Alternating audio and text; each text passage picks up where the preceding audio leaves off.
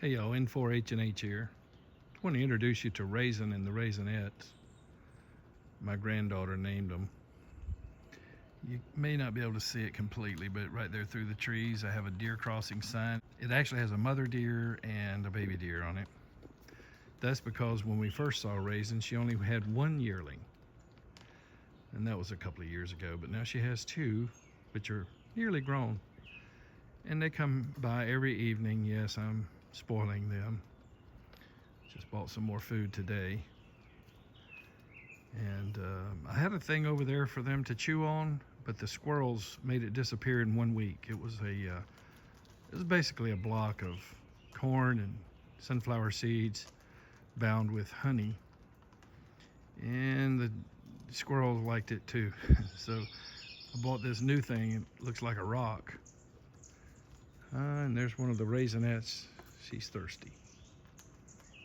They haven't tried the rock yet. It's got minerals and I think maybe salt, different things in it. Oh, yeah, she might try it. No, she's scared of it. Yeah, problem is it looks like the rocks that line that little drainage ditch. But, oh, hi, Raisin. Say hi. Hi. Anyway, they come by here. So, yeah, you know, some of the money from contributions, I won't kid you, it does go towards feeding these deer. But, you know, we like to see them. We like to see them come by, and they've kind of gotten used to us.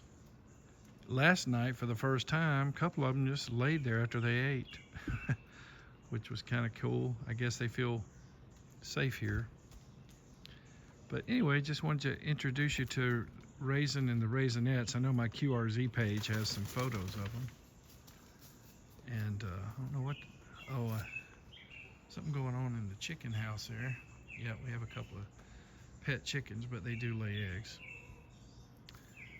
Boy, Raisin, you're licking your chops there. That other Raisinette over there, she's a little bit skittish. Anything happens, she runs off. But anyway, they live over there in those woods that stand a tree. Sometimes they live over there they'll sleep behind that fence. But they do make the rounds through the neighborhood. I understand there are other neighbors that feed them as well. But there you go. Just wanted to introduce you to Raisin and the Raisinets. We don't have individual names for the other two yet, but like I say, my granddaughter named them, and when she comes to visit, she wants to see them. Okay, y'all, nothing to do with ham radio, except, well, I will show you. There's you see the cable there? Goes over to my off-center fed dipole, which you can't see for the foliage. There's about middle ways there is a balun. And then here is the Diamond X50 for 2 meters, 70 centimeters. There it is right there. And then over here, you see that ladder line, and then there we go. You can see that ladder lock, looks like a cross. Got a limb in the way right now. It's a dead limb. I hope it just breaks off. But anyway, that's the ZS6 BKW feed point. Comes down to here. And there's the Cushcraft R5.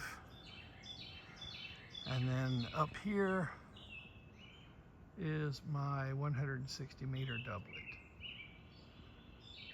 And then that's the one you've seen in other videos. It comes down and goes in the top of that window there, and just close the window on it.